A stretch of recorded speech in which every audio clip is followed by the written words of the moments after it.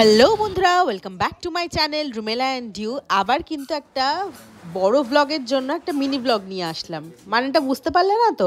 আরে ম্যাওয়ের বার্থডের ব্লগটা তোমাদের কাছে দেবো তো, তাই জন্য ম্যাওয়ের বার্থডেতে কি গিফট কিনতে গেছিলাম, কোথায় গেছিলাম, সেই ব্লগটা দেবো করে তোমাদের কাছে আজকে নিয়ে আসলাম। এই ভিডিওগুলো দেখো। তো আমরা গেছিলাম সেনকো গোল্ডে, আর এতক্ষণ আমি কথা বলার মাঝখানে তোমরা বুঝেই গেছো যে ম্যাওয়ের জন্য কি গিফট কিনেছি। সেনকো গোল্ড থেকে বেরিয়ে কিন্তু আমরা গেছিলাম HFCতে। ওখানে গিয়ে খেলাম বিভিন্ন ভালো ভালো রকমের জিনিস।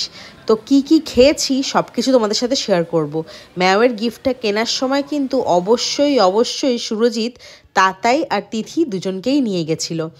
তো কারণ আমাদের যে কোনো আনন্দ ফুর্তি, যে কোনো মজার জিনিস শালা আর শালার বউ ছাড়া একদমই অসম্পূর্ণ। এটা সুরজিতের কথা, আমার না কিন্তু।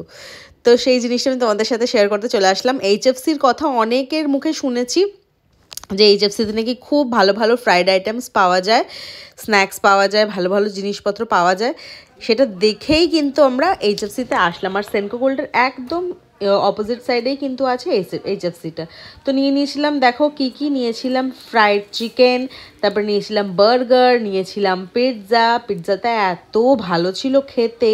ভেজ পিৎজাই নিয়েছিলাম, আর বিভৎস ভালো ছিল। চিজের কোয়ালিটিটাও ভীষণ ভালো, আর তোমরা দেখেই বুঝতে পারছো যে কতটা ভালো ছিল।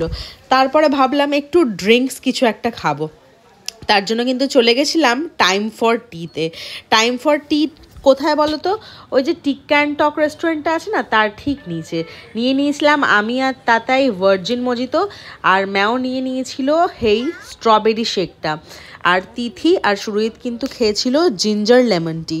তো এইগুলো খাওয়া দাওয়া করলাম। আর হ্যাঁ, তোমাদেরকে একটা কথা বলবো, টাইম ফর টিতে অবশ্যই তোমরা এই ভার্জিন মজিতোটা একবার ট্রাই করো।